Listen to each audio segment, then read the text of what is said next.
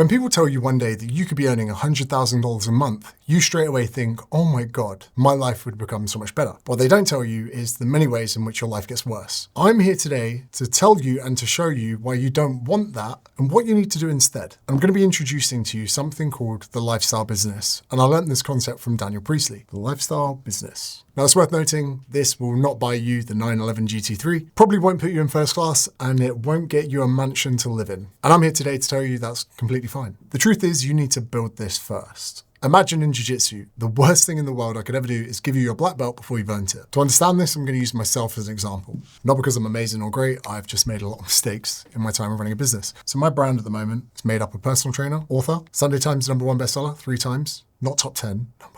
And I just want to point out, the reason that I got that accolade isn't because I'm that good at writing books, it's because I'm that good at sales and marketing. Mentor with my business coaching mentorship, which this video is about. I suppose I could take the credit of being a creator because I earn probably several thousand a month from videos, from views. Podcaster, coming up to 16 million downloads. Latest podcast, The Problem With, out now. What else do I do? Speaker, sold out venues with over 3,500 people in them. But this one is going to be the most important. And that doesn't mean you need to be a personal trainer to learn from this. We're going to use this one because this is the first one, the beginning of the journey. And without this one here, we wouldn't have access to any of these ones around. If it wasn't for this lifestyle business, nothing else would exist. And we're going to get into exactly what a lifestyle business is, but it won't make sense unless I explain this. So the personal training business, we need to expand, because it's not that simple. Stage 1 is what I call face-to-face. I was in a gym called Absolute Fitness. It was £20 a month, which is 40 Australian dollars. It was a budget gym in an industrial warehouse park, and I charged personal training sessions, give or take, for about £30 an hour. Some people less, some people more. And the face-to-face business is crucial because it's where I learned everything. Now, would I say that was a lifestyle business? Yes and no, only because I came from corporate, and in corporate I had a certain amount of holiday that I could take a year, had to ask for permission to go on holiday, had to wear a suit to work, had to be clean shaven. That's why you never see me clean shaven now. So when I became a personal trainer, literally the very beginning of being self-employed, there were a lot of benefits to my lifestyle. I could wake up when I want, and interestingly, when it's your own thing, you don't mind waking up at 4:45 or 5 a.m. When it's for someone else, you hate it. Got to wear shorts to work, which was amazing, and I got to choose the hours I worked. So already, after doing my level 3 PT, even in my first few months of being a coach, I'd created a lifestyle business. I could say to my friends, yeah, you may earn more money than me, but you don't get to go to work in shorts, and you can't just cancel all your clients on a Friday because you've got to come down from taking too many pills the weekend before.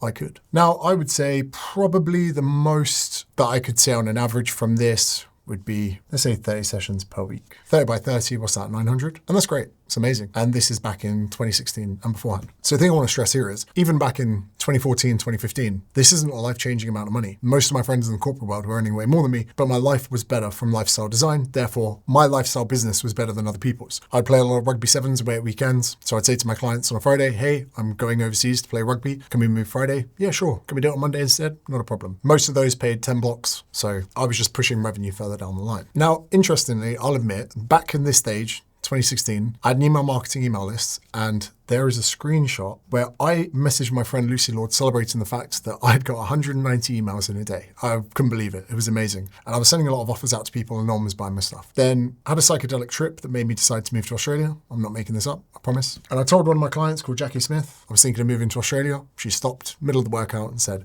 you need to go. She goes, it's her biggest regret in her life that she never went to Australia. They had the opportunity to go and they never went. So the next session she came in, she went, have you booked your ticket? Seeing her emotion to my decision to move to Australia kind of made me realize I had to go. So very simply, even at stage 1, I sent an email out to everyone saying, hey, I'm going to start doing online coaching. It's going to be £50 a week. Who's interested? And I got 10 people. So I'd been trying to sell a PDF program, this fat loss guide, online, and no one wanted it. And it was £20. When I put out an offer for £50 a week, I got 10 clients. So when I moved to stage 2, which is online, that's 30 sessions, I went to £50 per week. And to begin with, I was making £500. Now, again, this is where a lot of people can get confused. So many people, they go, oh, you went from a face-to-face business to making £900 a week. You're now making £500. Your life's got worse. No, because now I was in Bali with my laptop, then I was in Australia with my laptop. And also the amount of time that I was spending in front of people went from 30 hours a week to 0 hours per week, which gave me a lot more time for content creation, email marketing, ideation. I would even say at stage 2, I was the most dangerous as a business person because I could read a lot of books.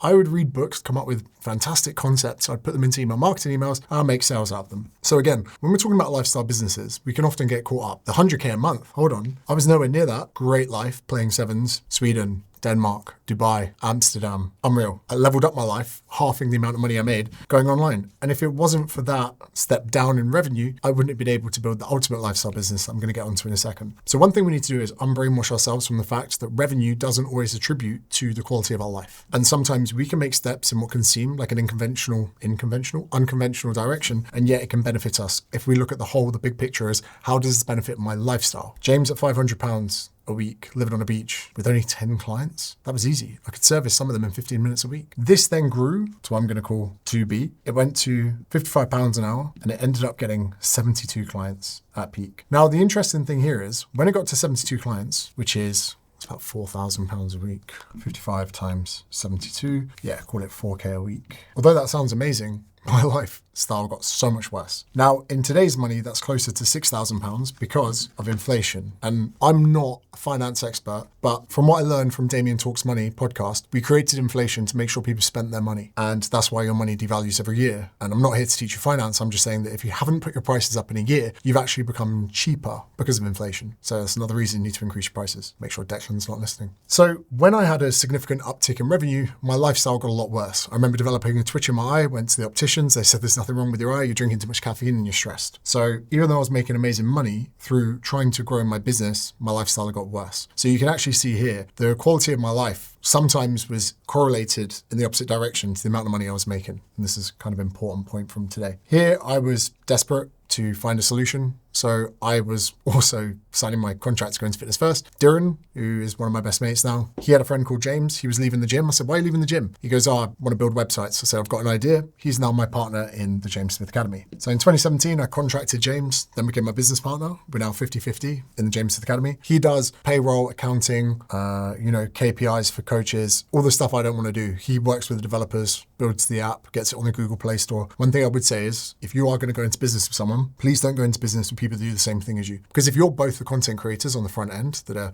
promoting the product, one of you will work harder than the other. And sometimes that's just not a fair reflection and it can cause issues to fall out. The reason that it works so well for me and James is that I can't do his job and he can't do mine. I don't want to do his job and he doesn't want to do mine. Actually, twice in the business, I've said to him, whatever shareholder agreement you want, I'll accept. So we went from 80-20 to 60-40 to 50-50. And the same with my manager. He's 20%, but he could be taking anything. At the end of the day, I wouldn't know. Again, he does things I don't want to do. I do things he can't do. Now, for the JSA, we then had to hire coaches. We had to build it out. We had to build an infrastructure. We had to set it up as a very important business. Now this, let's say, we'll go US dollars, $1 to 2 million a year, which sounds amazing. But again, coaches, the app store take 30% of purchase. We've got coaches to pay. We've got developers. We need to pay full time. So although that looks amazing, him and I take a sensible salary out of that. But the amazing thing about the James Smith Academy was because I win the business and then it's passed over to coaches, again, my lifestyle became a lot better, which gave me the time to write the books, to build other things, to grow. Now, the reason I'm telling you this is, first of all, we do want to scale our businesses, and I'll show you exactly how in a second. But the second thing is we want to be mindful. It's not just a battle for revenue. It is a fight for revenue and lifestyle at the same time. And if you do not have the lifestyle component of this, you will struggle to grow. You'll make really good money, but it reminds me of my time in recruitment. Just before I started working in recruitment, someone said to me, the money's really good, but you hate it. And I thought, how can I hate it if the money's really good? And I hated it.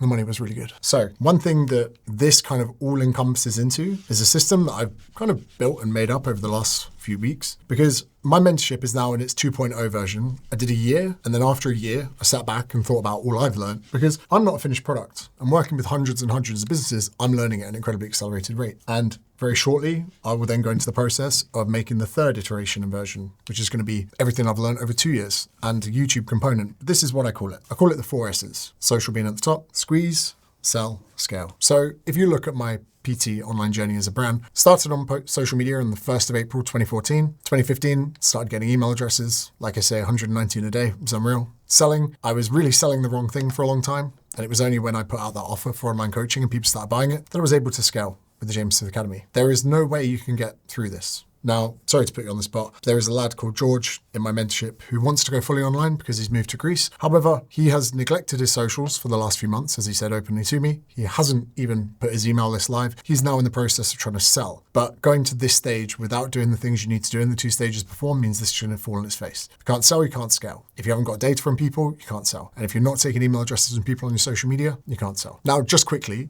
before I get into the next part of the video, in the description, the first link you're going to see is 30 ways in 30 days. You click on that, you give me your best email address. I'm going to give you 30 ways of information to benefit your business over the next 30 days. And just before you think, nah, not bothered, even if the information was rubbish, if you look at the way that I segment it and break it down and send it to you over the next 30 days, it's not even that it's there to sell to you, it's there for you to copy. Because whatever realm you're in, you could be an accountant, you could be a lawyer, whatever it is, you could use that exact same system to break down your clients to getting that bit closer to a business with you. So links in the description, you can pause the video and do that now, but it's important that you come back because the next bit we're going to get into is going to change your life. The question you're going to ask yourself is, why should I start with a lifestyle business? And the answer is very simple. Your first 5 years, it's going to suck. It's going to be shit. Even if you think about it like this. I thought about this the other day. All the people that work for me at the moment, we've got Declan, Ollie, a couple others. They're not actually staff to me so much. They're little entrepreneurs. They're going to leave me in the next few years, and I'm well aware of that. And the only reason they're with me at the moment is because they want to learn from me. I don't even think they want to work for me. They want to learn from me. They're just working for me so they can learn. And that's completely fine because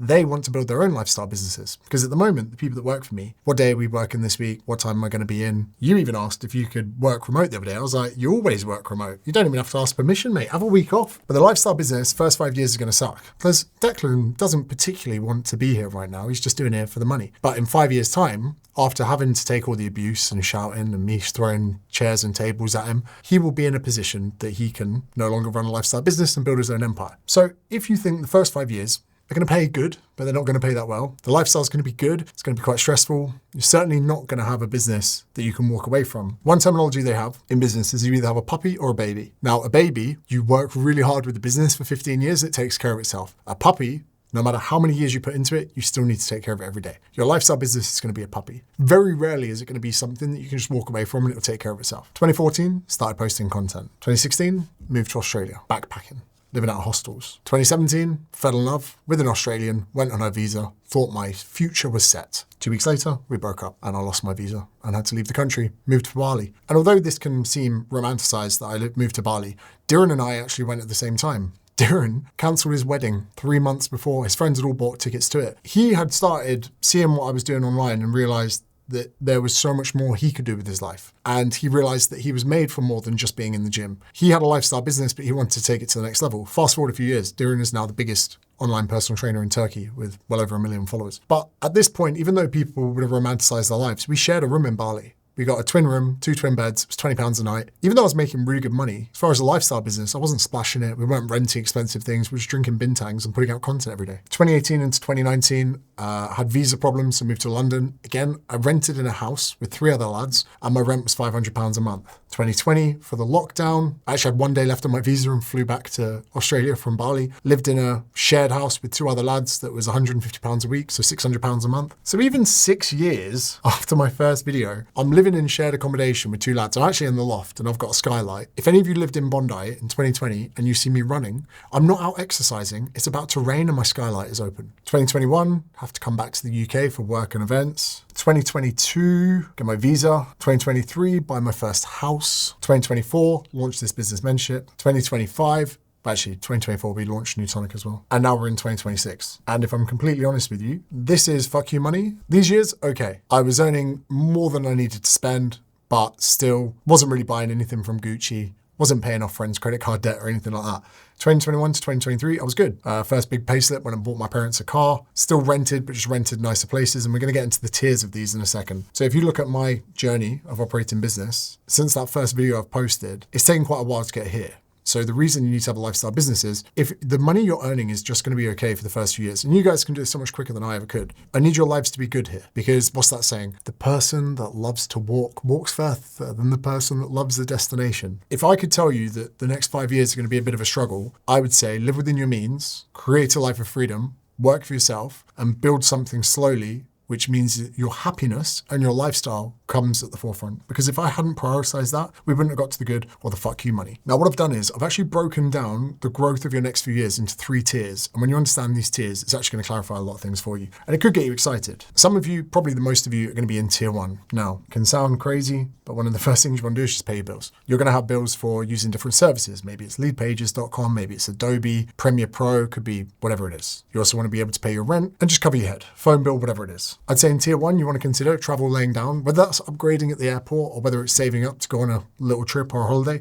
The reason that I put this in tier 1 and not in the further tiers down is this is where you can do something called tasting of future. So there aren't many things you can do where you actually get to experience your future. And even if you rent a luxury car in Dubai, I drove an Aventador around. I absolutely hated it because I was so worried I was going to ding it or get a scratch on it, and I couldn't really enjoy the process. But when it comes to business class and you get a taste and experience what the future of your life could look like, it's very motivating. And I don't think people are often the same once they've done that. So even if you scrap together the very first amount of money that you have to travel laying down, you can do it. It's one of the reasons why on Declan's first work trip, I upgraded him to business. So we get a taste of what his future looked like if he doesn't get sacked. Now, the next thing I would say to you is to upgrade your setup. One of the reasons that you might be enjoying this video is the fact you're using 2 cameras and a high quality microphone in a studio. I'm not saying you need that, but just sorting out a microphone, a little DJI or a little Hollyland, something, that's going to improve the level of your content so much. Then getting a camera just gives you so much more versatility. Even getting a digital camera with Sony, plug it into your laptop, go live on YouTube, boom, you just unlocked webinars and live streams. So tier 1 is through paying your bills, and through improving your setup, you can then actually make more money. And through traveling laying down, you can actually upgrade your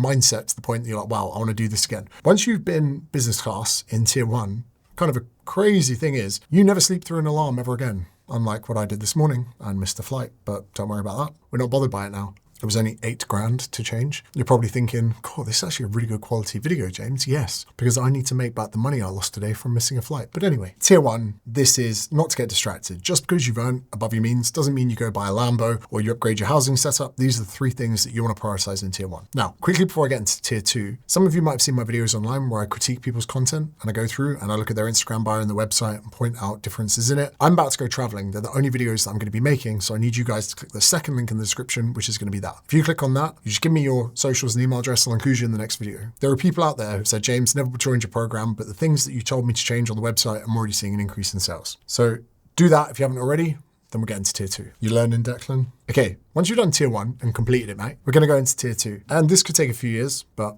it doesn't really matter. Independent housing. What I mean by this is whether you rent, get your own place. Because being a content creator, the reason that I now only film in a studio is I need to actually be semi-performative. And if my missus is cooking a meal in the background, I can't be that person. When you have your own space, you can be creative. You can film in the evenings. Whenever those creative juices come to you, you can do what you want. When you have housemates and they're back from work and you've got to keep the noise down and you want to do a podcast with someone that's overseas and they want to talk at 1 in the morning. I think I've literally just spelled independent wrong. Is it independent? Independent? Independent? Doesn't matter. I didn't make it here for my ability to spell. So if you can scrape enough money to get your own place with a spare room that could be your office, can be a place to film content, whatever, that is another big key place of being able to have a return on investment. Even if you could just have a room in a house, it might not be the ideal place you want to live, but trust me, having a room where you can leave the camera set up, leave the lights in place, so you come in, turn it on, press record, it's going to allow you to make more content in less time with less friction and barriers to entry, which again means more content. Remember the 4 S's? Social, squeeze, sell, scale. It's going to be more people attributing down there. And it's going to make your life so much easier. We can also start to appreciate to look into potentially a second business. So as a PT, you might bring a coach in underneath you, or you might hire a nutritionist. As a lawyer, it might be another member of staff, or it could be something completely different.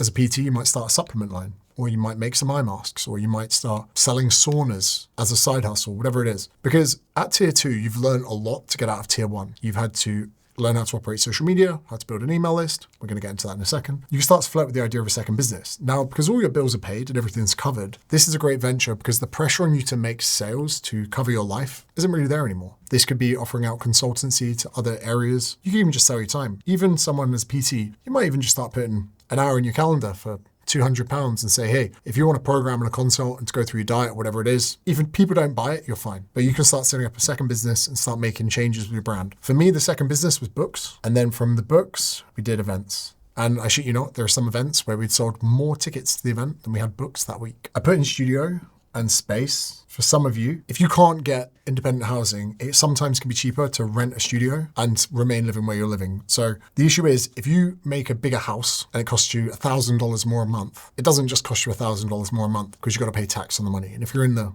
relatively high tax bracket, that means you're earning $1,600 to pay tax to have $1,000. Whereas if you get a studio space that is wholly and exclusively for the business, this isn't financial advice, if that's $1,000, you only pay $1,000. So there's going to be a tax incentive for you to potentially, in some cases, not get a spare room and get a studio instead. Probably the most important of tier 2 is you're going to start looking at your first hire. Now, people say, you should see how happy you would be if you got a Ferrari. Do you know also how happy you would be if you got a fucking assistant? Whether virtual, Philippines, in person, whatever. But my first hire, seeing as I'm very content heavy as a creator, was a videographer. Now, it was very difficult for me. It took me years before I finally hired a videographer. Very, very, very important move. I know that some of you, if you're autistic like me, you might think they can't do as well a job as you. Well, you can train them, they'll learn quick on the job, find someone good, pay them well. Then the amazing thing is, even after today, once I finish this video, Declan should take the memory card, go off, be happy, live his life, and I'll get an edit out of it. Very, very, very important that you start delegating at a point that you can, because your time, rather than in the edit, could be spent making another video. So if you're doing an hour of recording, an hour of editing, which is never going to be like that, an hour of recording, 3 hours of editing,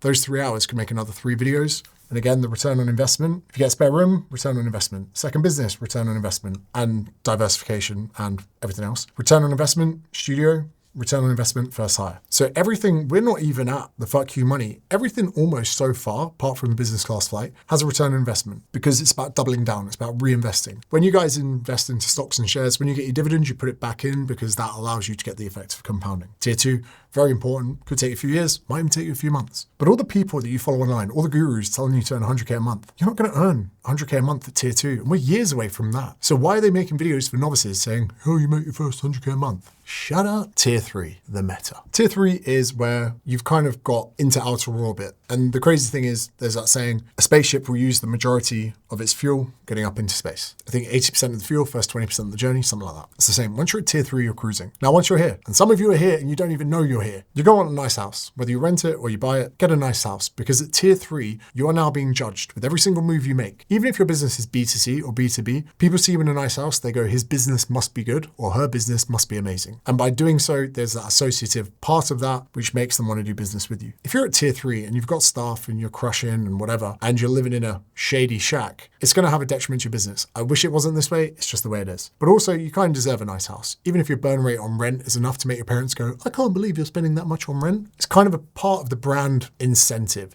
If you look at Daniel Priestley's videos, if you look at anyone in that business guru space, they'll often show you a backdrop that shows the grandiosity of their financial freedom. Everything is a signal. Whenever you see a creator make a video in his car, you'll always notice their head is a little bit off the mark, as if they're slipping a fucking cross or a jab, so they can show you the stitching of the car they're in. Lamborghini, Porsche. I've been guilty of it. Guilty. So you're going to want to get the nice house. Sports car is going to be another one that you're probably going to want to get as tier 3. Again, it sounds stupid. Adam Sullivan, good friend of mine, bought a Lamborghini Urus. Financially, one of the worst decisions he ever made. Got the whole of the Gold Coast talking about it. How's this PT got an Urus? How's this PT got an Urus? Had the biggest month of his professional career up until that point. Again, it's this associativeness that goes into your brand. Unfortunately, especially in the fitness space or whatever it is, without these two things, people will just judge you. They'll go, oh, if he's not got a nice house or a nice car. And again, I've been guilty of this. Bought my dream home, don't put it too much on socials because people are weird. But since getting a nice car, I've had more people come to me for business advice, which is crazy. People in my network, people that I've known for years. Oh, Smith, do you reckon I could just ask you a couple questions about this? I'm like, you never asked me that when I was driving an Audi or a fucking Golf. So it's a weird one, but it also gives you an excuse to do it. So for me, that expense should be considered. Because if you're really, really good at what you do, you should have a good life. Because even if you're just someone's personal trainer or you're their lawyer or you're their accountant, they want to aspire. They want people that share the same values as them. And if you drive a car that they want, it's an associative way that they're going to connect with you and bond with you. You then have to move into a team of people, staff managing staff, people overlooking staff, group calls, finding what your staff are doing, find out what your staff aren't doing. Product, most of you at tier 1 and 2 are going to be selling a service. It's only when you get to tier 3, you can sell a product. Again, if we use Adam Sullivan, EBT as an example, he made his way through tier 1 and 2, selling his evidence-based training coaching, same as me. I use James Smith Academy in the books. Tier 3 was when I first brought out a product, being Newtonic.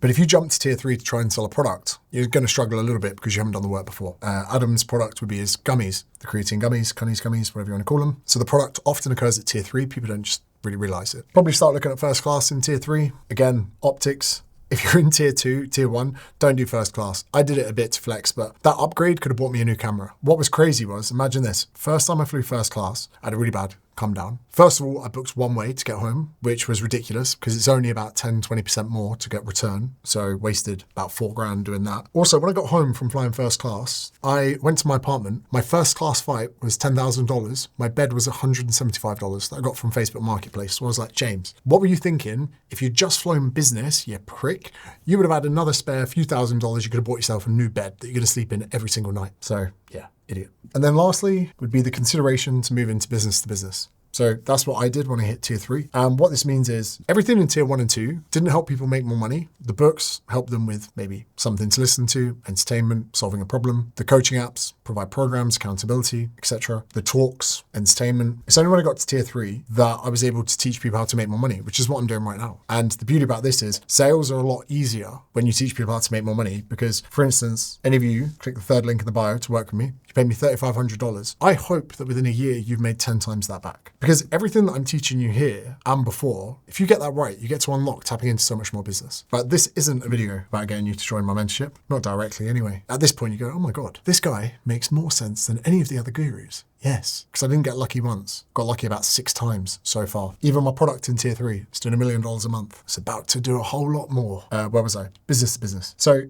any of you, even you golf instructors watching or whatever, or personal trainers, it's crazy. If you spearhead success with all the things that I teach you, eventually in 5 years time, maybe 10 years time, you'll be able to sell that on to other people. So for instance, Declan here, probably within 3 or 4 years, will have a program for editors, which may include cold outreaching to people to work with them for free, which he did with my barber. So let's get to the crux of this video. Whichever tier you're in, it doesn't matter right now, to be honest. I'm just showing you what you need to prioritize at where you're at. Because some of you might be at tier 2 and you go, oh, I really need to be validated with that. But the one thing you've not been told is when you get to this tier 3, there is so much more stress. This is where you hit the $100,000 a month. I know because I'm here right now. And it really annoys me that people romanticize this when I wasn't happier at tier 1. My God, life was easy. It was fun. I could nap more. There was nothing to worry about. Tier 2, I was living my best life, napping twice in a day. When you hit tier 3, you see the sports car and you see the nice house and you see first class. But there's so much more here that can stress you out. Nice house, let's say business has a downturn, you worry about losing it. You get the nice car, you go on holiday and you think, wow, that car's just appreciated $5,000 since I went home and see my family. The team, you got good highs, but you also got bad highs. You got people that lie to you, deceptive, people you fly over from the UK and then they don't do any work and you got to send them back. You bring out a product where you might have $3 million worth of stock just floating around at any given point. You sit in first class and you think, wow, I should have just saved the money here. You launch B2B and you're not sure what content to make. So for instance, some days I wake up and I'm like,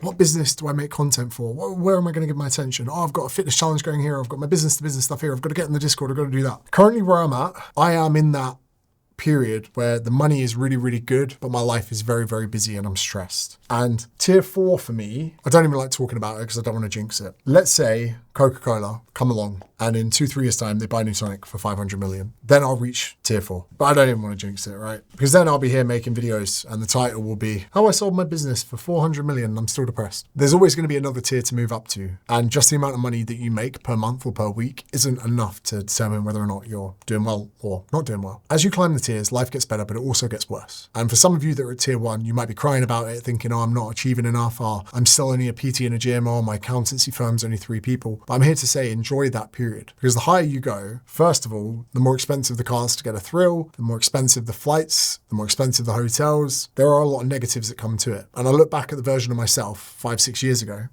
10 years ago, I loved flying economy. I was just grateful to see the world. Now, if I had to fly economy, I'd be like, oh, this is really going to suck. I even look back 3 years ago, I loved my Golf R. I was happy as. Now I look at it and I'm like, it's the spare car. It's not that I become an arsehole. It's the hedonic treadmill that you climb that you need to in a bid to grow every other part of your business. You don't talk to a member of staff for a week, you've still got to pay them. So don't wish your life away for the 100K months. Enjoy the stage you're at now, because before you know it, it's going to be over and you're going to be at tier 2, then you're going to be at tier 3. Every stage you should enjoy. I'll have my black belt probably in a year's time, and I'll look back at every single belt, white, blue, purple, brown, black, and I would have loved all of them the exact same amount, even though I was very different in competence the whole way through. The biggest issue here is when you're at your tier grade and you're comparing it to someone else's. If you're at tier 1 and you compare someone at tier 3, you're never going to feel good about yourself. If you're watching this, you do not need to make $100,000 a month to be very happy, to live an amazing life, to travel the world, to treat your family and friends amazingly. You need to appreciate what tier you're at, prioritize the right things within that tier, and then set your eyes on the tier above. Maybe it's 2, maybe it's 3, I don't know where you're at. I am not a business genius. I am just a couple of tiers ahead of you. And that is the product and the service that I sell. I sometimes think that some of the techniques that I've learned in jiu-jitsu from a purple belt are better than the ones that I learned from a black belt, because the purple belt was me 2 years ago, but the black belt hasn't been the level I'm at for 10 years. I think that's what makes me a better mentor. 8 years ago, I was still in the gym. 4 years ago, I was still in the shared house with my mates. 2 years ago, I was still driving a Golf R. Now, from everything we've spoken about today, there is an exception to the rule for personal trainers, because the rules are different and the game you can play in 2026 means that you guys can actually hit 100K a month without having even to go to tier 2 or tier 3. But the only way that you're going to be able to get it is if you watch this video right here. Thanks for watching. See what I did there? Gonna fucking put the little video in it, bruv. Come on.